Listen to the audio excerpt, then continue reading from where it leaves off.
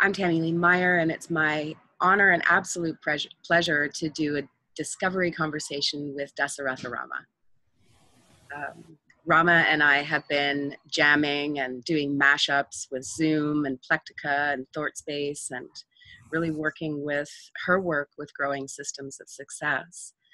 But I'm really curious, Rama, as to a bit of the backstory. What has brought you to your work? A lot of things. I think a huge part of this is the home educator experience. We have homeschooled for more than 10 years, and I'm also a professor. Before that, I was an engineer, so going a little bit back into my, earlier days. I was one of 4 women engineers in a class of 200 in the most prestigious engineering institute in India, the Indian Institutes of Technology. And this was way back in the 80s when not many women went into engineering. So I think that has really influenced my approach to things, because I think actually that's probably why I really also connected to the PhD project, which is an organization that seeks to diversify corporate America by diversifying the faculty. So I think at some level I could connect to the feeling of just being alone to some extent, because I just wasn't ready. I mean, I somehow got in there and I wasn't quite, prepared for that experience. So to me, I could sort of relate to that. And to me also, I think for me, it was accidental. It so happened that my father had gone to Siemens in Germany for training, when I was in my high school. And, no, internet and all that. So he would just write letters. We would write letters back and forth. So he would, talk about what he was doing. And that piqued my curiosity. And I said, wow, this programming sounds somewhat interesting. What kind of programming? He would just generally talk about what he was doing. And I don't exactly remember the conversations, but I do remember that somewhere the notion of programming got into my head.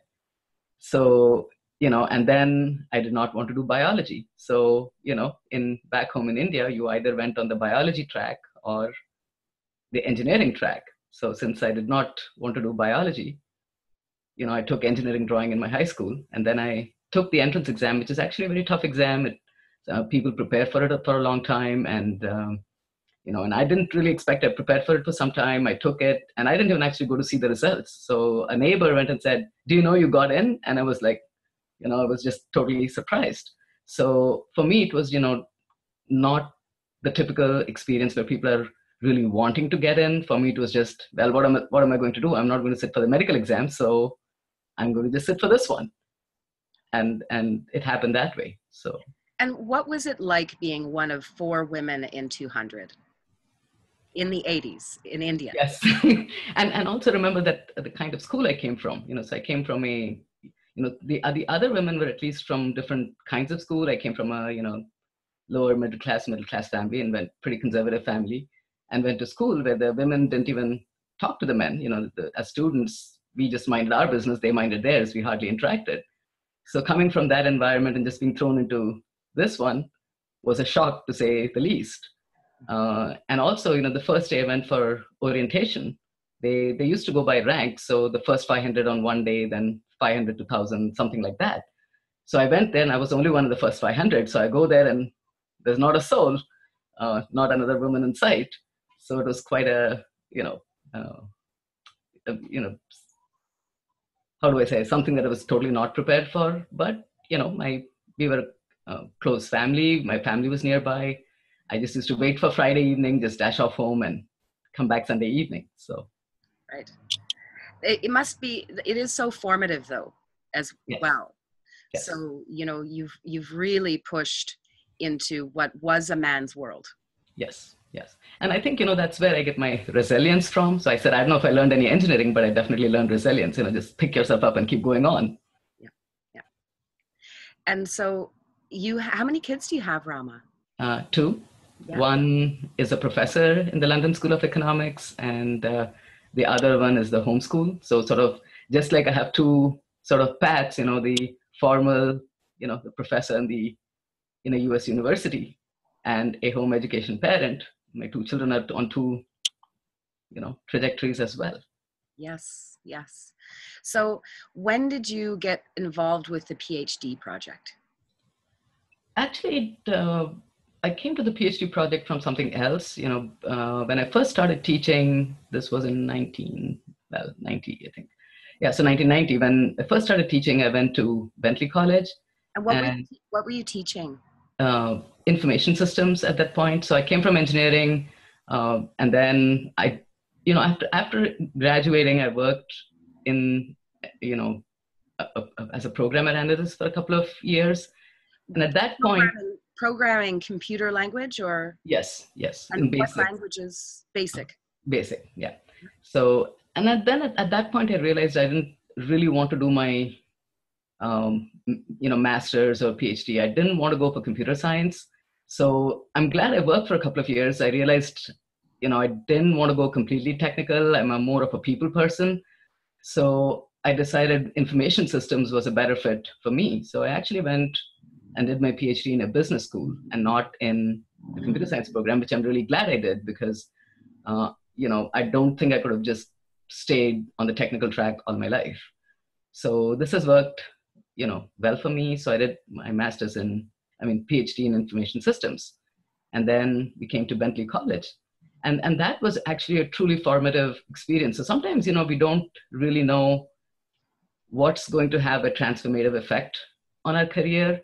And I was actually not very happy in Bentley. And the reason was a bunch of reasons. I was just fresh out of college, didn't have any teaching experience. Our son was, born just a few months before we, finished our dissertation and joined the college. So there was a lot of this, personal level, trying to navigate a new place, young baby and all these kind of things. So I really wasn't ready for it. And so I didn't, enjoy it as much at that time. But I actually got to working with somebody who's been a mover and shaker in service learning. So I don't know if you're familiar with service learning. Yeah, tell us about it. It's the idea that, you want to foster civic engagement on campuses. And so the idea is not just, we've always had the history of people volunteering and, just going out and doing things in the community. But the idea was more of integrating that community engagement with classroom learning. So that's really what, the whole service learning movement was trying to get at. So the mover and shaker in that field happened to be in Bentley. And of course, no one wanted to do it. And of course, I didn't, mind sticking my neck out. I didn't have anything to lose. So just go ahead and do it. So I just did it. And I actually got to be the editor of a monograph on service learning. This was published by the American Association of Higher Education. So, that again, it was an interesting story. I mean, I was just a assistant professor fresh out of a PhD program. And they tried to get somebody else to be co-editor with me because I really wasn't very experienced at that time. But, people were not too interested in something like this. It was a new field. Nobody knew about it. And, they didn't know if it would count. So I ended up being sole editor of the monograph. And then it so happened that one of the four big accounting firms, KPMG Foundation, co-sponsored the monograph. So, now we're suddenly getting a little bit more, acceptance from the profession. And so, I think that's where I met actually a major thing happened at that point. I met Bernie Milano, who's the president of the KPMG Foundation and the PhD project. So when I first met him, I didn't really know about the PhD project. I met him through the service learning thing that we were working on. So I'm not exactly sure when I learned about the PhD project, but once I did, I think pretty much my interactions with Bernie shifted to a PhD project. So it happened somewhere during the conversations I learned about the PhD project and I was hooked. So since then, as I've mentioned, I've just lurked there for over 10 years and practicing lurk and learn, as you called it. Yes. And so when did the seed of growing systems of success really start to crystallize for you? I think, I was just fascinated by the PhD project for some reason. So I did a couple of studies, one of my PhD students, went out and started doing an interview, and that was an eye-opening experience. We thought, based on my understanding, I thought the PhD project gave information to minority students, and that, prepared them to navigate the process. But we did, in the very first 2 or 3 interviews, we found out people were talking about things like, oh, it creates such a safe environment. We feel safe to talk about our concerns, or, ask questions, or we just feel comfortable here. And I just realized that it was not just an information network. There was something more going on. So I got, intrigued. We abandoned the interviews after 2 or 3 because we realized that the story we were trying to check wasn't really the story. And how did you do the interviews? What was that process? There was actually a process called the repertory grid method. And my PhD student had actually studied that for a dissertation and for other work that he was doing. So he had learned that repertory grid interview, and he was actually a member of the PhD project. And so when he told me about that method, it looked interesting. So we sat together and designed a repertory grid interview. And what's the bones of it? I don't remember all the details of the method, but I think part of it is just you go 3 ideas at a time, and you give 3 ideas and say, okay, if I give you 3 words and say, which 2 of these are closer and which one is not, something along those lines. So I don't remember the details. It's been quite some time before, since we did this, but that was kind of it. So we designed, the prompts are designed in a way to elicit, but it's based on 3 at a time type presentation. So we did that, but very quickly we surfaced that no, this is not just an information network, it's something more. So we said, okay, let's find out what is that more. So then we did a survey after that, and that was helpful. By the time I had a better sense of what the PhD project was about, so I think the survey went pretty well. I got some clearer picture of what their model was. And then after that, I started, the PhD project has been very, very supportive. So they connected me to a few faculty members. And it was in one of those early conversations. I talked a very interesting story about, Dr. Double and Dr. Triple, because, because it's really interesting how these relationships in networks play out. So 2, women who met through the PhD project, and it so happened that when one graduated, she was at the place where the number of minority professors in the US doubled in business schools. And the other one, as Dr. Triple, was when it tripled. So it's interesting that they had a mentoring sort of relationship, but which also flipped. I think one was mentoring the other, but for some reasons, some personal things happened and the other one got off track. And then in the meantime, the first one finished. And so it was really an interesting story. But I think, when I spoke to them, that's actually where the paying it forward idea came from, because they used the word paying it forward. They said, we've just gained so much from the project and we really want to pay it forward. So one of the things I've really noticed about your work is it's about supporting people in co-learning together, right? And yes. So with the framework that you've put together, it kind of takes people, as you say, on a journey, yes. And allows us to think into the different roles that we play. Yes. And while it's simple, it's not at all, because it's a constellation of complexity that is just the basis, really, of being able to create learning modules, yes. That are pieces of a larger puzzle that you then really kind of need to sense make. Yes, there. Yes. I think, it's interesting. The PhD project calls their network a support network. But when I started looking at it, I felt like there was more to it than just support, because it was also, really coaching people about what to expect, what's going to happen. And in one of the early conversations I had with the PhD project team, Bernie Milano said, he used a phrase which has stayed with me after all these years: view through the windshield. And so his idea was, we want to give people a view through the windshield, not through the rear view mirror. So the idea being, even as the people who are coming in as prospective students, we want them to get a sense of what the road ahead looks like. So at any given time, they're actually giving them a sense of what things would look like, say, in your fourth year or beyond. But at the same time, what are your next steps? What should you be doing? So it's a very, very carefully orchestrated process. And that's where my love for studying network orchestration comes from, because I think they have a very carefully orchestrated network there. So in terms of managing complexity, because essentially that's part of what you're up to, is Yes.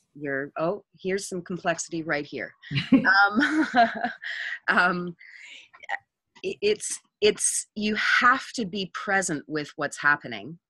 Yes. And be able to allow the next piece to come in, because the network, we don't know what the network is going to, how it's going to interact. My favorite story from the PhD project, because one of the things that has really fascinated me about the PhD project is the storytelling that they do. And over the years, I've realized that my fascination for the PhD project also extends to their story making side, which is led by a team from Media Impact. That's their media firm. And they've really done, I think, a really nice job of framing the stories. It's not just, not just a bunch of disconnected stories, but there is a cohesive narrative that they're building up. And so they've written two books. One is Living the Dream, which is about how people came in through the process and now they're living the dream. And the second book is Paying It Forward. And if all goes well, mine will be the third one published from there. So just keeping my fingers crossed on that. So the Paying It Forward had one article that really clicked for me, which is the 4 directions. So that I think really captures what you were just saying, which is it was, as the name suggests, a story of 4 people coming from different directions, different skill sets, and they connected through the PhD project. And they were all Native American professors, and that's where the 4 directions metaphor, I think, came from, something in their culture. And the idea was they're coming from 4 directions, different skill sets, but they were all very keen on especially exploring how to engage Native Americans in the process. How do you motivate them to do undergraduate business degrees? What is it in their culture that might make them, what are some unique factors that come from there?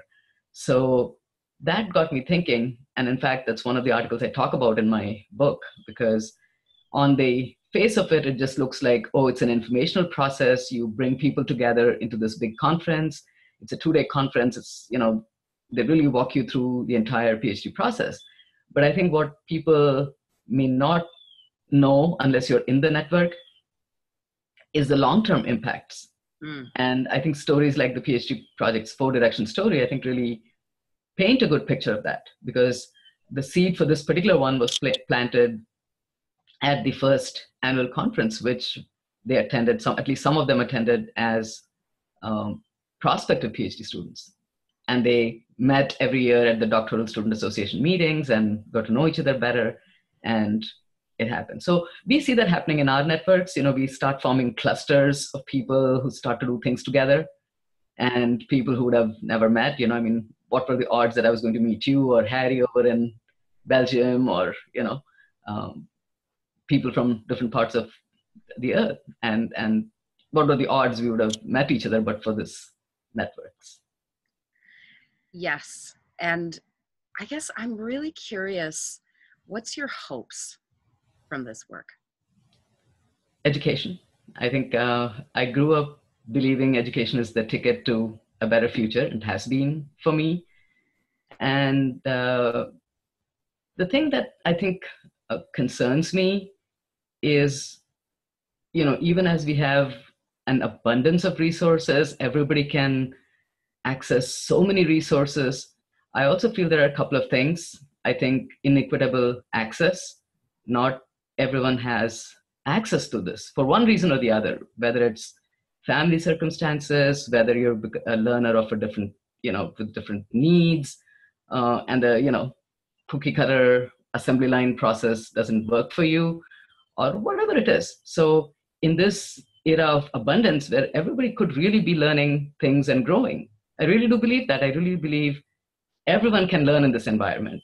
Yes. There's just so much out there. And what's not there in a local community, it's there in the global community. So I don't see why there should be limitations. And so I think we're almost limited by our imagination by, that cookie cutter, everybody has to go through it this way. My hope is that, through the work I do, we open up education for more and more people. And I really like the way David Braden, one of the people in the Ecology of Systems Thinking and Other Networks frames it. He talks about, helping people navigate current patterns of interactions while changing those patterns where they don't work. So, for those people whom the traditional 4-year degree, masters and so on works, great, that's fine, no problem. But there are many people who fall through the cracks. And I'm like, why do they need to fall through the cracks? And what can we do to make it better? So my vision at this point is global intergenerational networks. And, that's the idea we've been talking about a little bit, the playing it forward cloud. Yes. Based on the granny cloud. So I think that's a sort of a distillation, it's just the coming together of all that I've been thinking. But I'm kind of thinking that's going to be the core of the practice going forward, is that playing it forward cloud. So the playing it forward and the granny cloud, I just want to reiterate what that is. A granny cloud is when people who basically love you, care about you, want to support you, are unconditional in their support, are willing to support your work and give you feedback, and you've created little individual Facebook groups for people to be able to really focus their attention. And it's online, it's open to anyone, but the people are chosen, really. Yes. In the granny cloud, for sure, I feel, I have larger group. I have a group of 300 plus, but then there are too many people saying a lot of different things, and it's good, but it's also very confusing because there's just a lot of things going on all the time. And to really support a person. So I'm really, especially at this stage of development, I'm really, I was just thinking about this today morning, at a one person, one playing it forward project, one playing it forward practice at a time. Yeah. That's kind of where I'm going. So for my son, I'm right now working with the practice which is working out loud, the practice of offering attention. And we just assembled the team. We've got about 25 people in that group now, and I give or take a few. I just want to leave it around that number. And he's actually right now working on a Plectica map, putting all of them, listing all of them there. And then our goal is to start offering attention in a more systematic way.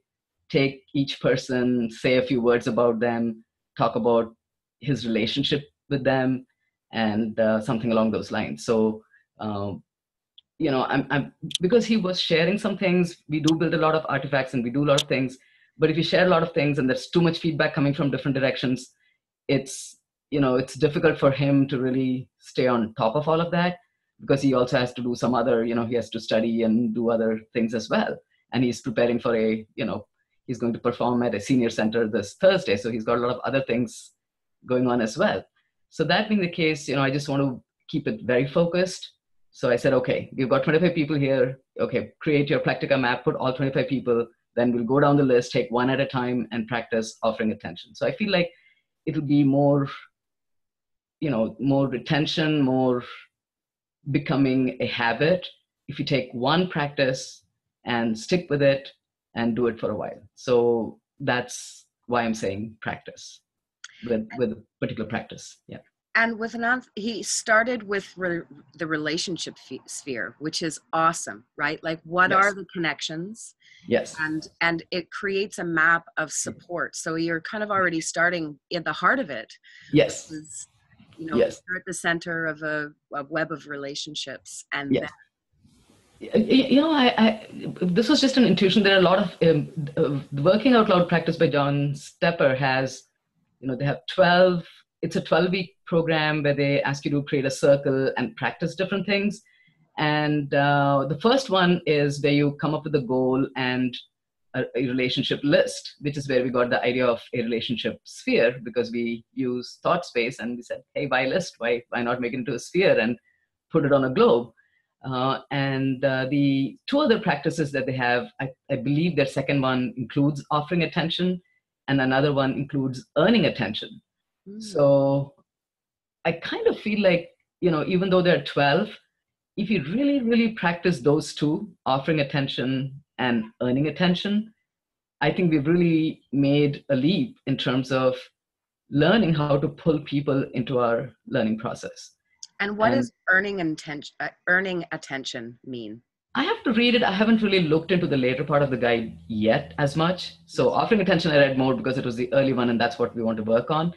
But my guess is it's about doing things, where it's part of it is also making your work visible, but also being a contributor in a way that people say, oh, you're offering something of value, and, how can I interact with this person? So I think that's part of it. And he's been doing a lot of things. He does things with thought space, Plectica, creates a lot of artifacts.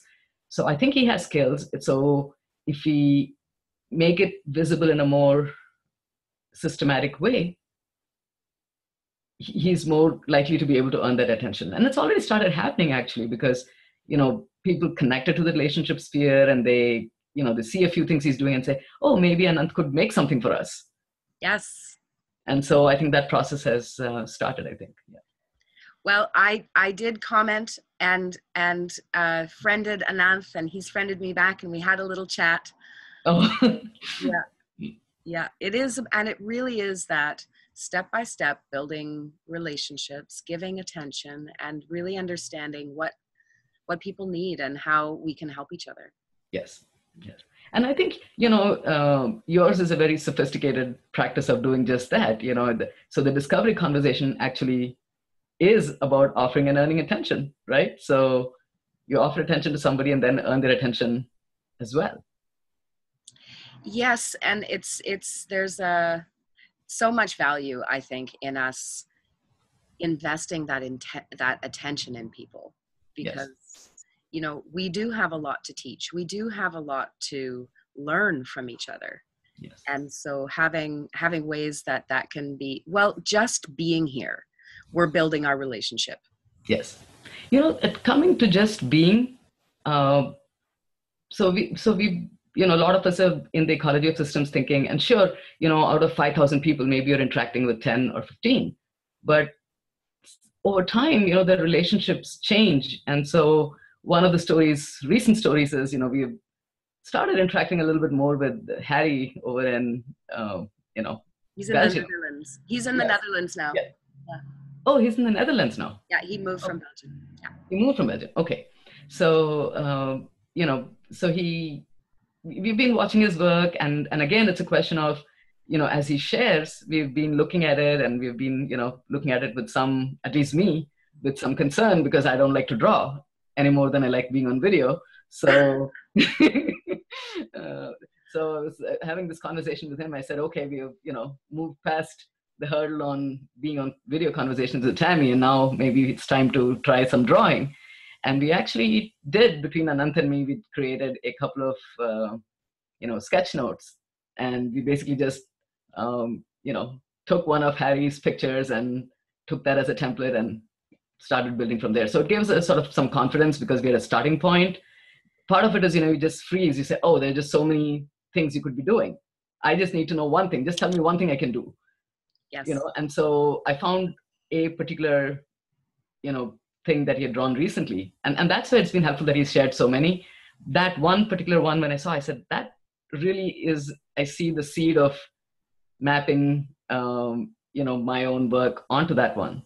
So we just took that as a starting point, and we've been, and we hope to evolve it over time. So, there's all of the pieces, and then there's the meta thing. There's the bigger thing that you're looking to do. And I'm curious about that. And maybe you can think into it in terms of, in a year's time, I mean, this is kind of cheesy way to do it, but in a year's time or 5 years' time, what are the effects that you'd like to see of your work? I'm hoping that, now it's becoming more concrete, so, and measurable. So one of the things I'm hoping to see is this more people creating these kind of smaller clouds. I mean, we're in these big spaces, but it can get very overwhelming. And I also feel that people's work gets lost in the big groups because, if I'm talking about my work, you're talking about yours.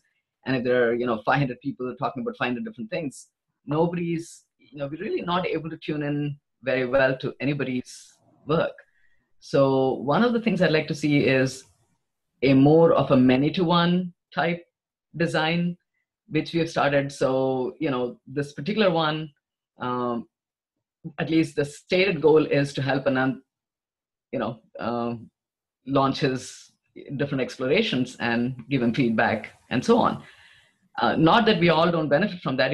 Personally, it's benefiting me tremendously right now because it's a smaller group. I'm able to focus, and it's really, I actually made a breakthrough in terms of how I want to develop the practice by just focusing on that small group.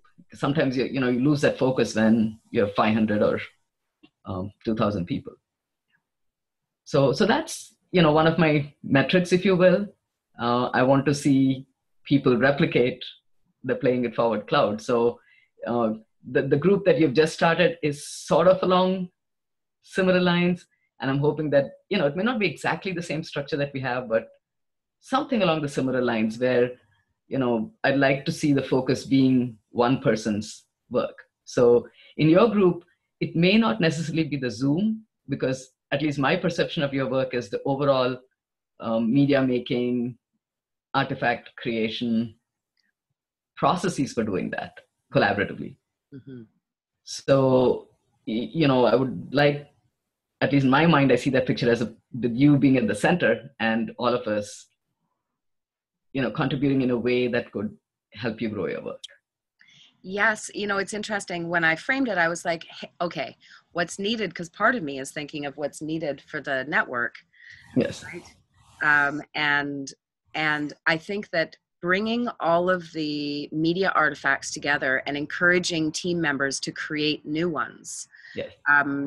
Synopses, Harry's graphics, yes. Different blogs, also the work of whomever is being focused on. Yes. That the collection of all of those media artifacts means that they're all in one place. Yes. So that anyone can then write a blog or share an infographic. Yes. Or use those pieces in whatever way makes sense to move the project forward. Yes. Yeah. Yes.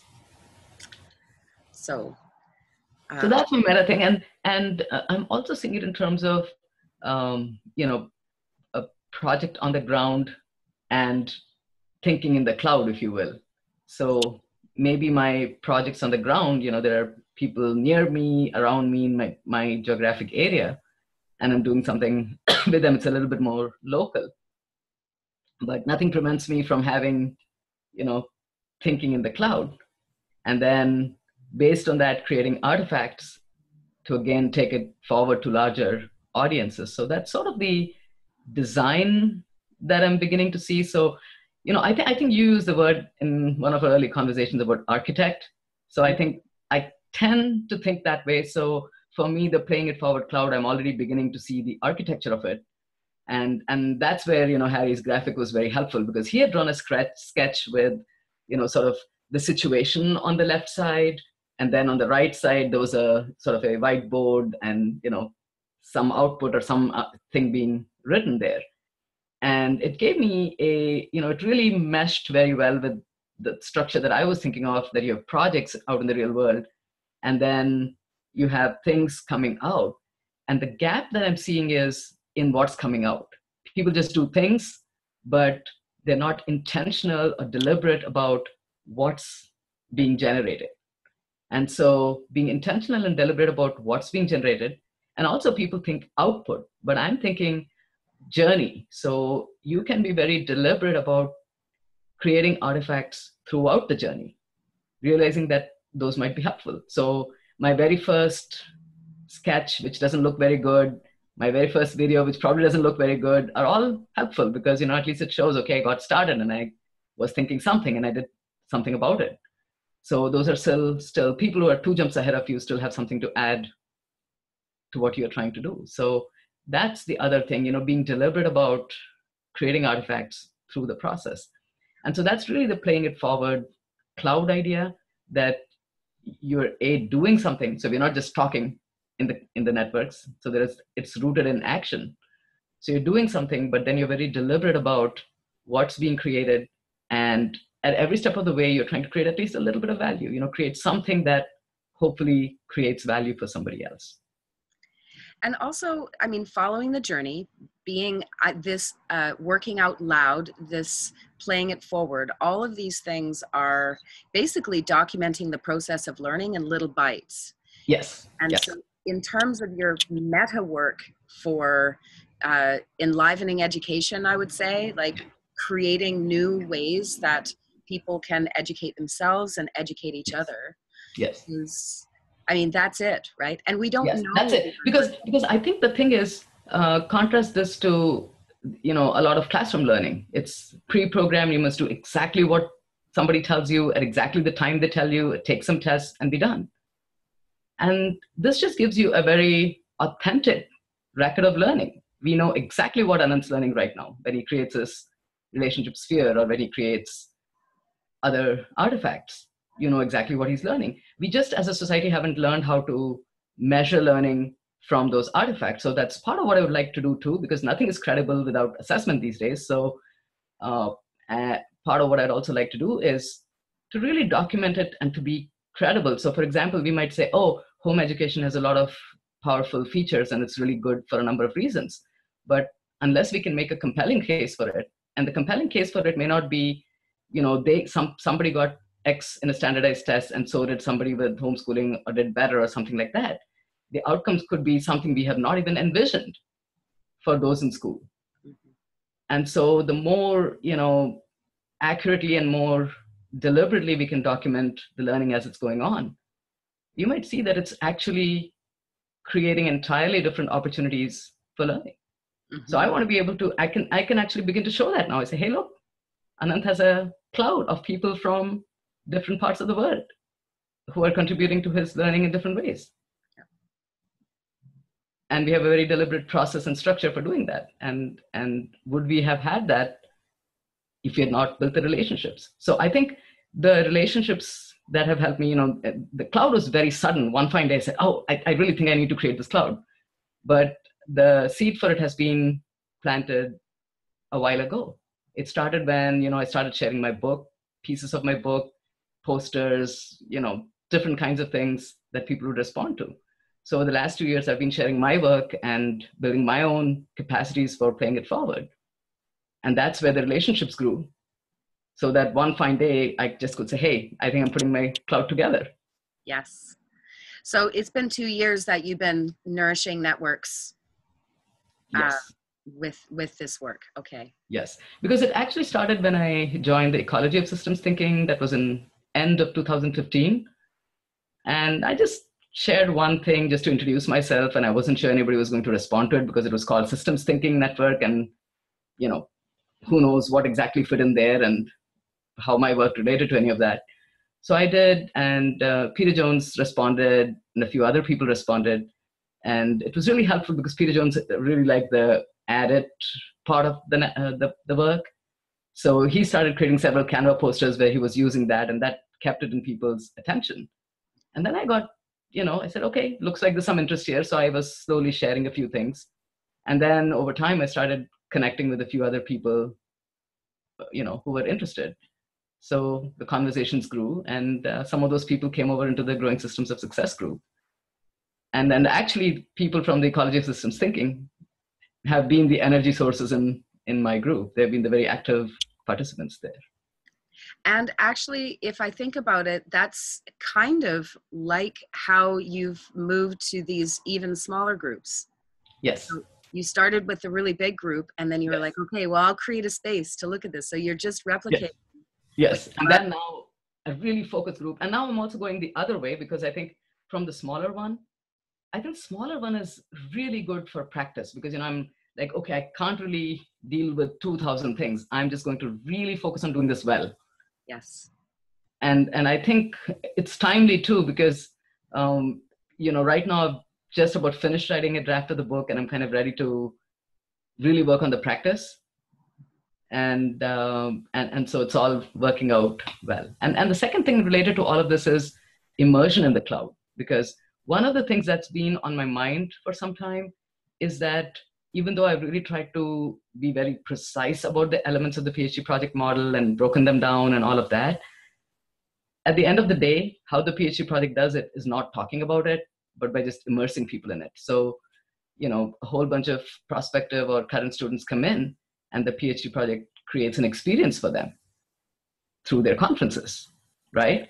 And so, without knowing, they're internalizing the process of growing systems of success by being in networks, but nobody's actually talking about it using language, right? And so I was like, okay, that makes sense, but how do I repeat it? I can't run conferences. And who would I run conferences for? Because I have a very mixed audience.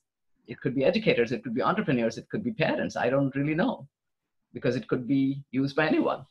And so that being the case, I don't even see who I would run conferences for, because it could be for anyone. And that being the case, how was it going to create immersion? So I'm just very excited that with, things like the relationship sphere and some of those things, I'm actually finding ways to create immersion online. That's fantastic. And your book, let's talk about your book and what's next with that. Okay, we are at the stage that I don't enjoy too much, the editing. All the creative stuff of writing the book, that's pretty much done. So now, the tedious work of dotting the I's and crossing the T's, that's where we are. So okay, yeah, should be done soon, hopefully. That's great. And you're hoping to publish in the PhD program? I'm hoping that the PhD project will publish it. Yeah. I talk a lot about them, pretty much the whole book. First chapter, I introduce a canvas and, show how the PhD project model is related to that. And then pretty much it's a deep dive into their model and their practices. So it makes sense. It makes sense. So I'm hoping that they would publish it because it is about them. So yeah, wonderful. So what's on your list of next learnings? The Playing It Forward cloud. Yeah. Because, I think that's probably where a little bit of my Asian background comes in, maybe a little bit. Because if you look at the Asian arts, my son learns Bharatanatyam, which is an, very ancient dance form. They are so precise in terms of how they teach action. So it is not just up here concepts and then you figure out how to do it. It's like they teach you in patterns. So, they're called adavas. So there's the first very simple patterns that involve the legs, then legs and hands, and then, other things. But they have clusters of these patterns. So they learn pattern, and then, they start putting things together. So it's a form of learning where I think they're really very attuned to teaching in small bits and really mastering it and then going on to the next thing. And it's very systematic. So that's kind of how I want growing systems of success to feel, that it's a very systematized process, that people know where to enter, what to do next, and so on. So for me, the Playing It Forward cloud gives an architecture and a set of steps. So you can say, okay, the way I'm envisioning the implementation right now is put together a Playing It Forward cloud. That would really give you a feel. It's sort of the immersion experience for GSS. Yes, just do it. Just do it. Just go create a cloud. You have Facebook, you have something, just go create one. And you'll get a feel for how GSS works. Yes, yes. So I think I found the immersion experience. And so then I'm walking them through it. Okay, so just like now, Anand's putting all the relationships around in the Plectica map. So I can give repeatable practices. Okay, now we have found 10 people who would champion you. Okay, now create a Plectica list. We build artifacts every step of the way. Yes. And then practices. So that's where working out loud comes in. Okay, so now you have this list. What do? Offer attention to somebody on that list. Mm-hmm. Well, I just love how you're weaving together so many different systems, because it really is also language, right? Yes. We're repatterning our thinking. It's Yes. not a top-down world anymore, it's bottom Yes. up. Yes. And how can we support each other? Yes. That's absolutely true, because I think that's where I feel a gap too, because I think there are a lot of people out there. Here we are creating thought space, here we are creating Plectica, and here we are creating this one and that one. So there are a lot of players in that space creating a lot of wonderful tools. But where I don't see anybody that I'm familiar with is an integrator.